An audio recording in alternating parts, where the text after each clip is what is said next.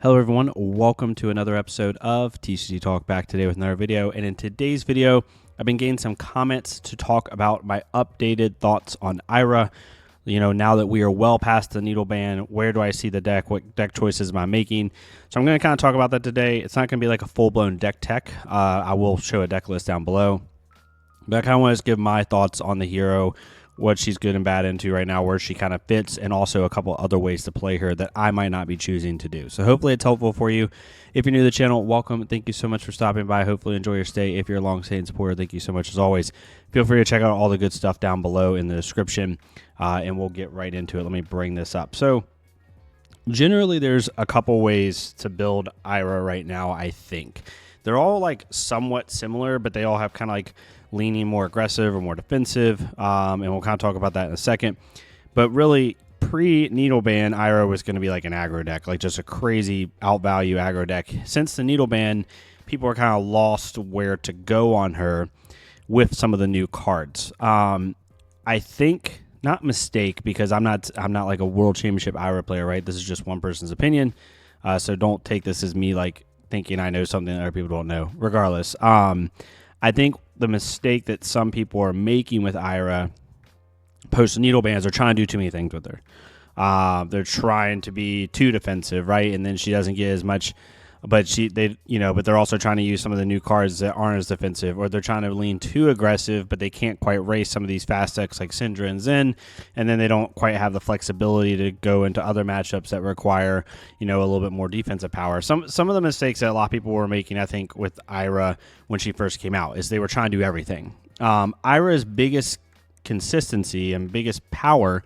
is that, not only is that +1 value every turn, but it is that turn cycle value that she gets. Her ability to, block with Flick Flack for 4, block with a combo card for 5, that's 9 value, and then send Kadachi for 1, Kadachi for 2, Tornado Tempo for 5, right? So you just sent 8, you blocked 9, you had a 17 value turn cycle, and you keep going with that. And over time, those values will eventually catch up against your opponent, and you can outvalue them and win the game. Now, there are some matchups where that's harder, specifically with opponents that have exponential damage like Viserai and even Verdance and things like that. But overall, that's the general gameplay with Ira, and I think people need to get back to that. I think, once Needle was banned, I'm not saying Flick Knives is not viable. It's in my list. But I think people were trying to play still too much into like the up sticks and run, push the point type game plan, but they didn't quite have... like, that value's not quite enough in a deck. Like, they try to lean more aggro with those cards, but then, even though they're getting good aggressive value, they're not getting as much defensive value, so it's kind of like balancing its own weight. And with a hero that has such a simple hero ability, it kind of just got lost. All that to say, I think that Ira needs to go back to kind of like that just straight value town type thing, and every card you put in your deck has to help facilitate going above rate, right? I think that's kind of the biggest thing. So for me, all my choices were made with that in mind. When we're talking about the blue base, I'm going with the 1 power blue base with the exception of Warmongers, so we can have some synergy with looking for a scrap. All of my blues, I made sure, other than, I think, let's see, I'm just triple checking here. No, yeah, all my blues don't go with each other. I don't have like, Aspect of Tiger Mind or something like that in here where it could like combo with new. So none of my blues can like combo into each other. So that's good for new. But yeah, that's the basis of the new. I am running, or the blues, I am running, 3, 6, 9, 12, 15, 18, 21 blues. 2021 is where I find to be the sweet spot. So that's nothing's really changed there. If you want to go with the 2 power blue base with like Rowdy Locals, other ones like Stab Wound and stuff like that, I think that is viable, but I just want to have the value of that synergy with Flick Flack. When it comes to the reds, again, every choice I made, I'm trying to have as much value as humanly possible. So we have Bittering Thorns. I mean, this card's just a staple, right? Being able to get that +1, being able to have some cool lines where, like, off of a 4-card hand, you can lead with a Bittering Thorns, and if they choose not to block it, I've had hands where I've done like Bittering Thorns for 4, they don't block it, for some reason. And then you do Looking for a Scrap for 7 because it gets +1 from itself, +1 from Ira's ability, and +1 from Bittering Thorns. If they choose to block Bittering Thorns, you still do Looking for a Scrap for 6, which is really good. And then you finish on like a Censor. So you just had a 4-card 15. Super, super good. Censor is a 1 for 5, which is, on rate for a non-go again, but it does have a good on-hit. Command and Conquer, enough said about that card. One of the new cards, Cut Through. This card's just so good in Ira. It's a 0 for 5, 9 times out of 10. If we're going to have 2 power or 2 block 0 power go-agains in our deck, we want them to do as well as we possibly can. Paying the Backside's also another good one, and I have that in the maybe board. I'll talk about my maybe cards here in a minute. So if you're wondering where that card is, we'll talk about it in a second. Flying Kick. Flying Kick I actually put back in the list because of its synergy with Blood Spattered Vest. Back when we used to play Flying Kick, you had to line up with a Tunic counter, right? And if you did, it felt really, really good. Now you almost can. Not every time. I'm not going to say always, but a large majority of the time, you can play Flying Kick whenever you see it because you Kadachi for 1, pitching a blue with a 2-card hand Flying Kick. They let it hit because 9 times out of 10 against almost every hero, unless you're playing Dynamo Warrior or Enigma, it's going to hit. You put a counter on Blood Spattered Vest, go back up to 3 resources, play Kadachi for 2, and then Flying Kick for 7, right? So being able to do that 2-card 10, which is just insane value, and it's just way more consistent now. You don't have to rely on making sure you have that Tunic counter in order to play it. Even really, really nice play lines where you Kadachi for 1, put a counter on Blood Spattered Vest, go back up to 3 resources, then you play Bittering Thorns for 5, and then Flying Kick for 7, right? And all of a sudden you're having a 3-card 13, if not 3-card 14, depending on if it hits or not. So really, really good synergy. And again, going back to that value train, this card's almost always turned on now because of Blood Spattered Vest. So it just makes it a lot easier. And also, you can do some cool stuff, with some high value plays with other attacks. Looking for a Scrap, again, just really, really good value. I've never been 100% fan of this card. Like, people have known that when I've talked about Ira, but it's just too good a value now.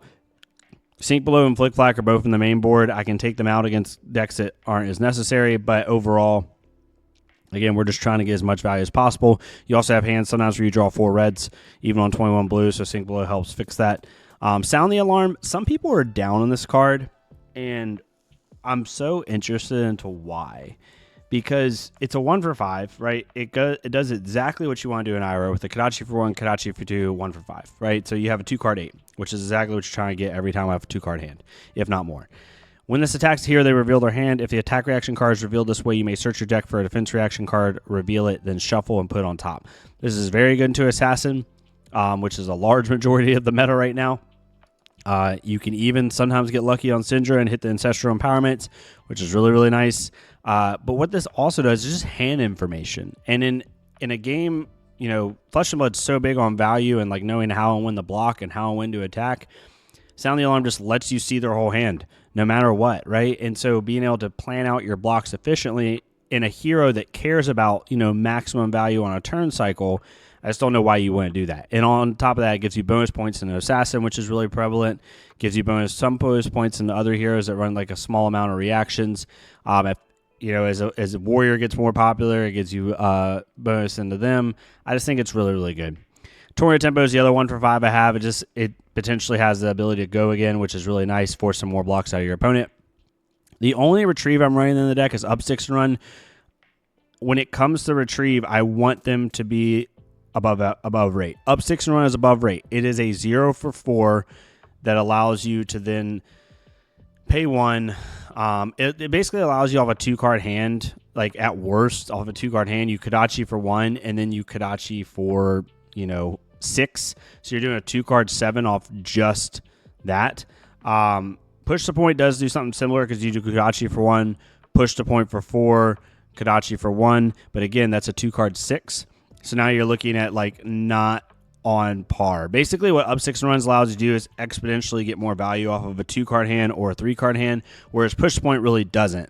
Push the Point is a 0 for 4 in Ira 9 times out of 10 that lets you go get a dagger back, but I think Up 6 and Run really helps you get that value back. So because of that, it's just what it is. Dual threat, we don't have as many targets for dual threat in this deck, right? Like we only have 3, 6, 9, potentially 12 go again attacks. So if you wanted to make this a little bit more consistent, maybe you take out the sound the alarms and put in like spinning wheel kick or pay in the backside in order to make dual threat a little bit more consistent. But the card's just too good. When it hits, it hits. It's a 0 for 6. But honestly, because it says if you've attacked with a weapon this turn, your next attack action card you play gets +3. This allows you to do some really nice like 3-card plays where you do like, pitch a blue, Kadachi for 1, Kadachi for 2, dual threat, sensor for 8.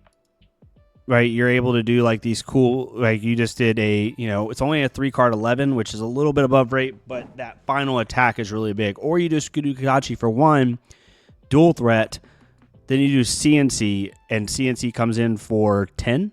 So again, 3-card 11, but you're able to do like, a lot of people are trying to get the full 0 for 6 out of this, and I agree, you should, but pay attention to the first part of the text because it's really good in Ira. Like being able to say you've attacked the weapons turn, the next attack action card you play this turn gets +3, and it's not chain relevant. Being able to end with a CNC for 10 or a sensor for 8 is just really, really powerful. So I think people downplay that side of dual threat a little bit more. It's just basically a unconditional, it is unconditional in Ira, an unconditional 0 for 3 pump to your next attack. Like being able to pump a Command and Conquer, but also being able to pump a Cut Through, like is super nice, right? So I think that's where that is. Sideboard is more personal choices for me. I want to have a lot of game into Assassin. Assassin's very good right now, even though Ira does generally well into Assassin. I like having it. Wax On and Snag, both very good. You could replace these out for other things if you feel like something's more important. Oasis Respite might actually be really good as well into Verdance. You could maybe just take out the snags and put in Oasis Respite. Weakest Link, I have 6 more poppers in here because Prism's becoming more and more relevant, especially in my local meta. We have like freaking 5 Prism players, I swear. That's not even a joke. I think we had an armory, it was like 12 people, and I'm trying to remember, Sam... 2, 3, at least 3 prisms, maybe 4. It's like a third of the armory was prisms. But regardless, I do like this. It does have some game into a lot of the heroes because a lot of people are running no blocks in their deck. Even Verdance, all the Mystic heroes. You might catch a Fang every now and then, right, with one of the no block instants. It can help. This turns off the word Draconic, turns off the word Lightning, turns off the word Earth, turns off Viscerai. Just really, really good, right? Turns off the word Runeblade, so really good for that. And then Calming Breeze, also good into Assassins, also very good into Syndra, in my opinion, being able to shut off her daggers. They play their first attack, you play Calming Breeze, or you block and then play Calming Breeze. That's your 2-card block right there. So you just block their first chain link, and you nullify the rest of their freaking daggers. Super, super nice for that. Just can really blow out a Syndra if you place it in the right time frame. So that's the deck. Super simple. Again, I'm just trying to go above that 2-card 6 as much as possible. I'm trying to get 2-card 8s, 2-card 10s, 3-card 11s, 3-card 14s. That's what I'm trying to do every single turn. When it comes to some of the maybe cards, Double Strike be really good for Enigma. If you want to kind of have that synergy there. And Lightning Strike's always a good one. Gravekeeping, if you have a lot of CYB in your meta, this is a good one to have.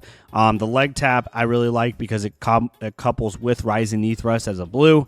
Again, if you have a little bit more Enigma in your meta, or you just want a little more synergy with your Pouncing Paws, Mauling Key's really good. The big ticket ones are, I don't have Shelter of the Storm on the list because I only own 1. I'm not paying $150 for 2 more. So because of that, I don't have it in my list. If you have 3 shelters, you can definitely put the sinks out and put shelters in if you so choose. The card's really, really good. I'm just not paying $150 for 2 of them. It's ridiculous. And then Pick Up the Point. Also very good. Again, the weird thing with this card is, like, again, on a 2-card play, this is, let's say you have both daggers up. Kadachi for 1, flick, so now you've done 2 damage. You do Push the Point for 4, that's 6 damage. Pay 1 resource, and then with your 1 floating, you could do it. So it's 2-card 7 technically, but you're not threatening Mask. It's really, really weird. You also could do Kadachi 1, Kadachi for 2, Pick Up the Point, and then just pay with your last resource. So on a 2-card hand, it's below rate. On a 3-card hand, it's even weirder. It's like Kadachi for, like, let's say you have a 1 cost, because on a 3-card hand you can't really, you have to have a 1 cost, so you do Kadachi for 1, pick up the point for 4, pay your second resource, and then you're going for a 1 for 5, so you're doing a 3-card 10, which yes is above rate by 1, but you're looking for 3-card 11s, 3-card 14s, 3-card 12s.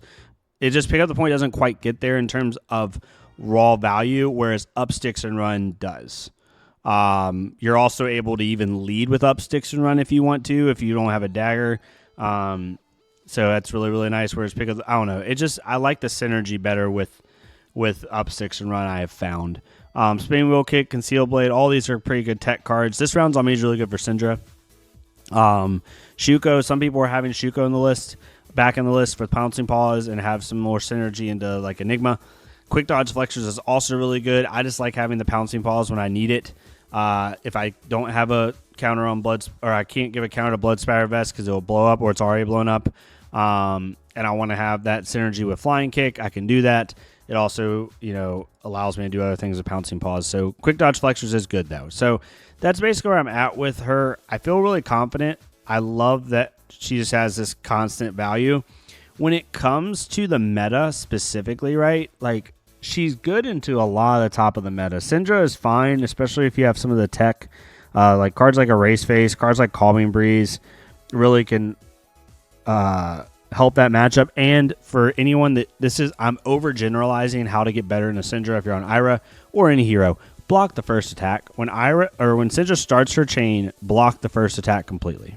Because now you force her to use potentially Flick Knives on Chain Link 1 to then keep the chain like mask alive or hit you 3 more times. It's better. I promise you. You're block the first link or the link that's going to make them draw. Don't ever block the second link. Anyway, Ira's mainly, her biggest issue right now is Viscerai, and then Verdansk can be a little bit difficult. Verdansk, you have to like have Oasis in the board with AB3, and then also like lean a little bit more aggressive. So if you think you have a lot of Verdances in your meta, maybe change Sound the Alarm to Spinning Wheel Kick, and then maybe switch your snags out for Oasis, and then maybe go like down like, I don't know, 1 weakest link and go to AB3. That'd be my opinion, because you need to like race her down a little bit better.